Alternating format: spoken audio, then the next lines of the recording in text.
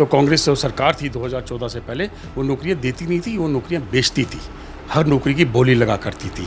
हरियाणा के अंदर चाहे आप अस्पताल ले लो, चाहे किसान ले लो, चाहे सैनिक ले लो, चाहे आम जीवन इंडस्ट्रीज ले लो, आम जनता ले लो, सारी त्राही त्राही कर रही थी। चल सिलेंडर ले लो, 3-3 दिन लाइनों में लगने के सिलेंडर मिला करता था। 1500 रुपये हर महिला को देंगे, आज तक 5 पैसे नहीं दिए इन्होंने। कर्नाटक में बोलते थे पैसे देंगे, आज तक 1 पैसा नहीं दिया। कर्नाटक में देख लो आप क्या हाल है, वहाँ भी पेट्रोल और डीजल के रेट बढ़ाने पड़े। 10 सालों में क्या बदला अम्बाला में?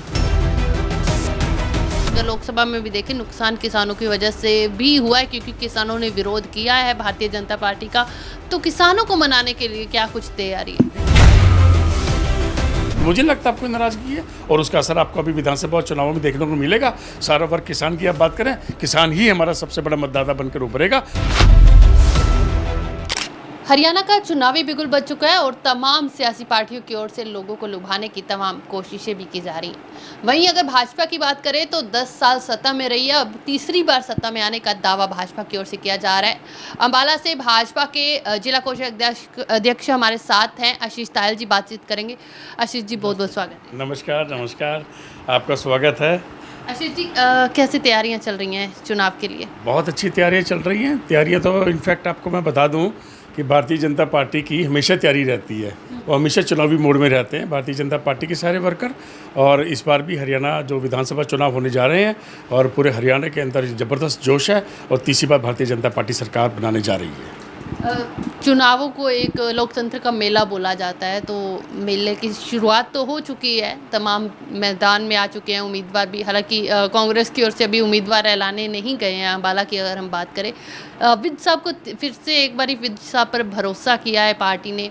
कैसा रहा उनका कार्यकाल, क्योंकि 60 के करीब साल हो गए उनको सियासत में? जी, बहुत अच्छा रहा है उनका। जो हमारे यहाँ माननीय विधायक हैं विज साहब, उन्होंने बहुत अच्छे विकास के कार्य किए हैं, और भारतीय जनता पार्टी का हमेशा एक ध्येय रहा है, हमेशा एक विचारधारा रही है कि सबका साथ और सबका विकास। आपने देखा हरियाणा के अंदर भी जहाँ जहाँ हमारे भारतीय जनता पार्टी के विधायक नहीं भी हैं, वहाँ पे हमारे पूर्व मुख्यमंत्री मनोहर लाल जी ने विकास के कार्य करवाए हैं, और अब इसी कड़ी के अंदर नायब सैनी जी भी वहाँ भी कार्य करवा रहे हैं जहाँ हमारे विधायक नहीं हैं। और जहाँ हमारे विधायक हैं वहाँ तो विकास कार्यों की झड़ी लगी हुई है, विकास की गंगा बह रही है। अच्छा, मुख्यमंत्री का चेहरा बदला गया जब खट्टर साहब को हटाकर नायब सिंह सैनी जी को लेके आए गए, तो उस चीज़ का कैसा असर देखने को मिला है अगर लोकल लोगों में देखें?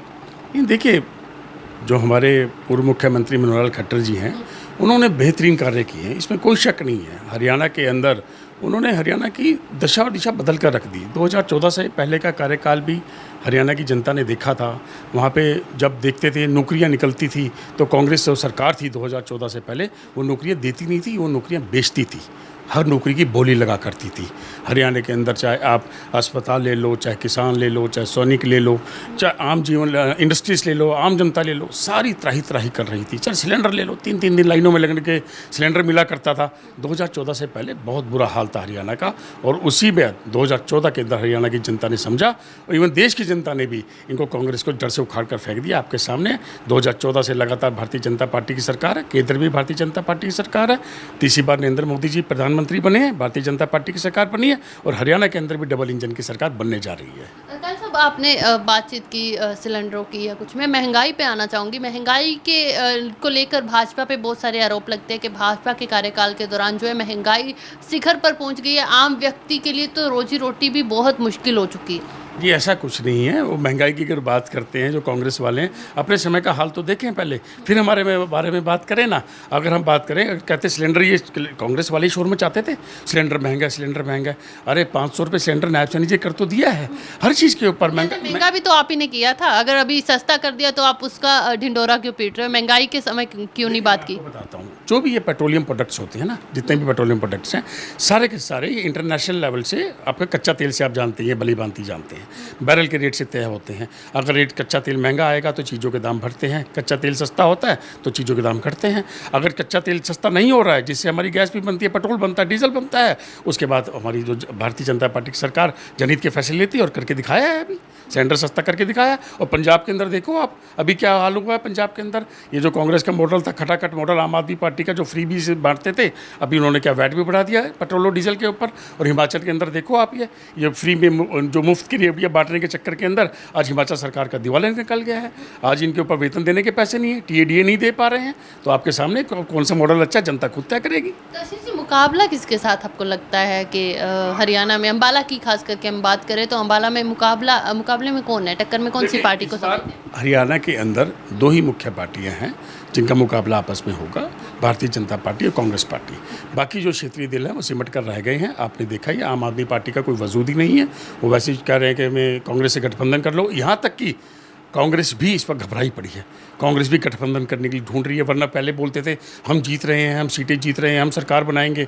कांग्रेस पहले ही हार मान चुकी है, दिखावा कर रही है। जब लोकसभा चुनावों में झूठ बोल बोल के इन्होंने वादे किए थे, झूठे वादे किए थे। कहते थे अगर मोदी जी आएंगे तो संविधान खत्म कर देंगे। क्या हुआ? झूठ बोला इन्होंने। फिर कहते थे 8500 रुपये खटा कर देंगे। क्या हुआ?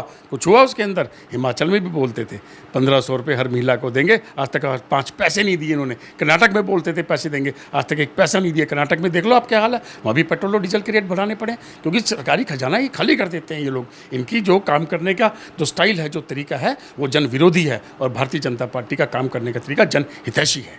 अच्छा, आप पार्टी के कार्य की अगर हम बात करें तो व्यापारियों की बात करें, क्योंकि आप भी एक बिजनेसमैन भी हैं, चाहे आप पार्टी से बिलोंग करते हैं, तो व्यापारियों के लिए क्या कुछ किया? क्योंकि ओपोजिशन बहुत शोर मचा रही है कि व्यापारियों को बार बार थ्रेट आ रहे हैं, फिरौती की कॉल्स आ रही हैं। तो क्या सिनेरियो क्या चल रहा है हरियाणा में? अपराध की दर उठा के देखें 2014 से पहले आए दिन क्या हाल था हरियाणा के अंदर। 2014 के बाद भी आप देख लो, अगर आज की डेट के अंदर कोई अपराधी अपराध करने की हिम्मत भी करता है तो भारतीय जनता पार्टी की सरकार उसे कड़े हाथों लेती है। उत्तर प्रदेश के अंदर भी आपने देखा है, हमारी योगी आदित्यनाथ जी की सरकार है, भारतीय जनता पार्टी की सरकार है। कहाँ गए अपराधी है वो? 2014 से पहले जब उत्तर प्रदेश में सत्ता आने से पहले क्या हाल था, आलम था, क्या आलम था। बहू बेटियां बाहर निकलने से डरती थी। आज की डेट के अंदर रात 2 बजे भी बहू बेटियां खुलेआम घूमती हैं, किसकी हिम्मत नहीं, छेड़ के भी दिखा दे। अब अपराध की बात करते हैं। ये तो केवल भारतीय जनता पार्टी की सरकार ही है जो अपराध पे अंकुश लगा सकती है, लगाम लगा रही है। अच्छा, बगावत के सुर भी काफ़ी उठ रहे हैं पार्टी में से, क्योंकि टिकट को लेकर जिन जिन लोगों को टिकट नहीं मिली, कहीं ना कहीं नाराज़गी जो है, रेजिग्नेशन जो आ रहे हैं। देखिए, नाराज़गी नहीं कह सकते उसको। ठीक है, अगर किसी वर्कर ने हिम्मत किया, टिकट तो एक ही है ना जी, और दावेदार मान लो उसके 10 हैं तो टिकट तो एक को मिलेगी। तो बाकी जो 9 लोग हैं उसमें हो सकता है कि 1-2 को कोई नाराज़गी हो, कोई गुस्सा हो, लेकिन उन्हें मना लिया जाएगा। कोई भारतीय जनता पार्टी के सिपाही हैं, वो भारतीय जनता पार्टी देश की हित पार्टी है, जनहित की पार्टी है, वो उन्हें भी पता, सबको पता है। ठीक है, कोई गुस्सा है, मना लिया जाएगा, कोई दिक्कत नहीं है। अच्छा, भारतीय जनता पार्टी को लेकर ये एक अहम सवाल है, ऐसा क्या है जो कार्यकर्ता भारतीय जनता पार्टी का है, वो बड़ा, एक हम कहते हैं ना कि अंधभगत हो जाना, वो वैसे हैं, वो पार्टी को नहीं छोड़ना चाहते किसी भी हालात में। अंधभक्त आपको नहीं कह सकते, देशभक्त कह सकते हैं, क्योंकि उनको पता है कि भारतीय जनता पार्टी एक ऐसी पार्टी है जो देश को सुरक्षित रख सकती है। अभी बांग्लादेश में देख लो आपके सामने क्या हुआ है, कितना नरसंहार हुआ है। और इधर श्रीलंका में भी कुछ समय पहले क्या हाल हुआ था, और पाकिस्तान में भी आप लोग देख रहे हैं दिन ब दिन क्या होता जा रहा है। तो भारतीय जनता पार्टी है जो देश को सुरक्षित रख सकती है, चाहे इसके अंदर रक्षा उपकरणों की खरीद हो, आपके सामने है, बुलेट प्रूफ जैकेटें सैनिकों को देने का हो, आर्म्स एंड एम्यूनिशंस हो, राफेल विमान हो। और आज की डेट में अब आपको बता दूं कि हमारी जो अग्नि मिसाइल है उसको खरीदने की होड़ बाकी देशों में लगी हुई है कि हमें वो मिसाइल दे दो। तो आप सोचो कि जब 2 पार्टी देश को सुरक्षित रख सकती है तो उसके जो वर्कर हैं, जो उसके कार्यकर्ता हैं, वो देशभक्त हैं। तो आशीष जी, 10 सालों में क्या बदला अम्बाला में? बहुत कुछ बदलाव हुए हैं, मैंने तो अभी बता के हटा हूँ। हर जगह हर चीज़ में सुधार हुआ है, और अगर कुछ रह भी गया है तो उसे अगली सरकार आ रही है उसे भी ठीक करा के देंगे। क्या कुछ ऐसे कोई चुनावी वायदे या कोई ऐसे घोषणाएं हैं जो लेकर आप लोगों के बीच में जा रहे हैं? मैनिफेस्टो आने वाला है, भारतीय जनता पार्टी का ऑफिशियल मैनिफेस्टो होगा, वही हमारे वादे होंगे, उसको लेकर हम काम करेंगे। अच्छा, फिर भी किस वर्ग पर ध्यान जो है खास तौर पर दिया जाएगा? देखिए, मैं आपको बता दूं, भाजपा की एक विचारधारा है अंत्योदय, कि पंक्ति में खड़े हुए अंतिम व्यक्ति तक सरकारी लाभ पहुंचाना। और भाजपा इसी विचारधारा पर काम करती है और इसी विचारधारा पर आगे भी काम करती रहेगी। हर वर्ग को लाभ मिलेगा, चाहे वो किसान हो, चाहे वो जवान हो, चाहे वो इंडस्ट्रियलिस्ट है, चाहे वो आम आदमी है, हर वर्ग को भारतीय जनता पार्टी में लाभ मिलता है। महिलाओं के लिए भी खासकर 33% आरक्षण लाने का काम भारतीय जनता पार्टी ने किया है। और जो पिछड़े वर्ग है उसके अंदर आप देखिए, अभी ये भारतीय जनता पार्टी है जिन्होंने पिछड़े वर्ग को मुख्यमंत्री बना दिया है। कांग्रेस के भी कर सकती है क्या? आपके सामने एक गरीब परिवार का बेटा और श्री नायब सिंह सैनी भारतीय जनता पार्टी ने मुख्यमंत्री बनाया है। तो यहाँ पे स्वार्थ और अपने हित से ऊपर उठकर राजनीति होती है, देश हित में और जनता हित में राजनीति होती है। अच्छा, आपने जब वर्ग का क्वेश्चन आया तो सबसे पहले आपके मुंह पे आया किसान। किसानों को लेकर क्या कुछ रणनीति रहने वाली, क्योंकि कहीं ना कहीं अगर लोकसभा में भी देखें नुकसान किसानों की वजह से भी हुआ है, क्योंकि किसानों ने विरोध किया है भारतीय जनता पार्टी का। तो किसानों को मनाने के लिए क्या कुछ तैयारी है? देखिए, अगर उनकी कोई नाराज़गी थी लोकसभा चुनावों में, उसके ऊपर बैठकर पूरा हमारे जो यशस्वी मुख्यमंत्री श्री नायब सिंह सैनी जी ने अभी आपके सामने कितना बड़ा फैसला लिया है। हरियाणा ही पूरे देश के अंदर एकमात्र ऐसा राज्य है जो सारी फसलों को 24 फसलों को MSP पे खरीदी जाएगी। हरियाणा ने ही ये फैसला लिया है, माननीय मुख्यमंत्री नायब सैनी ने फैसला लिया है। तो मुझे नहीं लगता आपको नाराज़गी है, और उसका असर आपको अभी विधानसभा चुनावों में देखने को मिलेगा। सारा वर्ग किसान की आप बात करें, किसान ही हमारा सबसे बड़ा मतदाता बनकर उभरेगा, किसान ही भारतीय जनता पार्टी के हित में वोट करने जा रहा है। अब बड़े गट से बोल रहे हो कि किसान हक में वोट करेगा। मैंने आपको बताया ना, अभी हरियाणा ही तो एक मात्र राज्य ऐसा है जो सारी फसलें MSP में खरीदने वाली हैं। इससे बड़ी गारंटी क्या देंगे? इसी को लेकर ओपोजिशन बोल रही है कि 24 फसलों में मैक्सिमम फसलें तो वो हैं जो हरियाणा में होती नहीं है, उन पे MSP देने का क्या मतलब है? मेरी बात सुनो, अपोजिशन ही ना पत्थर का चश्मा पहना हुआ है। पत्थर का चश्मा समझते हैं, उसे आर पार नहीं दिखाई देता। वो तो उनको एक कहावत है, सावन के अंधे को हरारा दिखाई देता है, इनको पतझड़ के अंधे को हर तरफ उजड़ा नजर आता है।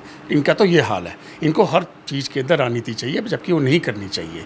इन्होंने एक वो आजकल मैंने देखा है, बच्चे आपने देखा वो बड़ा सा चश्मा लगाता है, VR जिसको बोलते हैं, वर्चुअल रियलिटी, देखते ना, उसके अंदर क्या होता है, वो बड़ा सा लगा के आंखों के आगे चश्मा, VR चश्मा, और उसके अंदर फिल्म देखते हैं। पर उसके अंदर वही फिल्म देखी जाती है। उसकी एक चश्मे की खास बात है कि जो फिल्म आप देखना चाहते हैं, और वो अकेला आदमी वही दिखता है। तो कांग्रेस के लोग वो चश्मा लगाए घूम रहे हैं, अपनी मर्जी की फिल्म चला रहे हैं, और उसके अंदर जो दिखता है वो बोली जा रहे हैं। कब उतरेगा ये चश्मा? कब उतरने वाला ये चश्मा? 8 तारीख को कांग्रेस का वो सुपड़ा साफ होने वाला है। और इसके बाद जो विकास कार्यों की जो गति है, डबल इंजन की सरकार जो चलेगी हरियाणा के अंदर, नए रिकॉर्ड का काम करेगी। बहुत बहुत धन्यवाद। तो बिल्कुल आशीष तायल जी हमारे साथ थे, जिन्होंने कांग्रेस पर निशाने साधते हुए ये ज़रूर बोल दिया है कि जो चश्मा कांग्रेस ने पहन रखा है वो 8 तारीख को हरियाणा की जनता उतारने के लिए तैयार बैठी है। खैर देखना होगा, क्योंकि ये हरियाणा की जनता का फैसला है, जनता किसके हक में जो है फैसला करती, क्योंकि जनता जनार्दन होती है। तो 8 तारीख को जब निर्णय आएंगे तब पता चलेगा कि आखिरकार हरियाणा की जनता ने किसे स्वीकार किया और किसे नकारा है। कैमरा पर्सन गगन के साथ शालू मिरोक, अम्बाला।